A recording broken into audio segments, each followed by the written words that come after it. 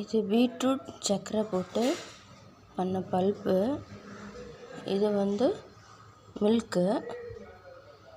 இது வந்து banana beetroot bulb. கொஞ்சம் சுகர் ஆட் பண்ணிக்கலாம். இது வந்து மில்க்கு. இது வந்து பீட்ரூட்டு கொஞ்சோண்டு சுகர், அதுக்கப்புறம் மில்க்கு.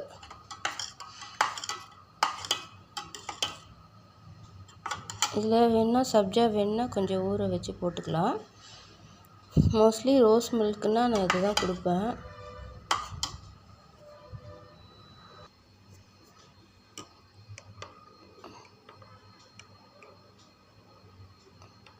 இது ஸ்மூத்தி, ரோஸ் மில்க் அப்படின்னு விதவிதமாக ஒரு பேர் சொல்லி பசங்களுக்கு கொடுப்பேன்.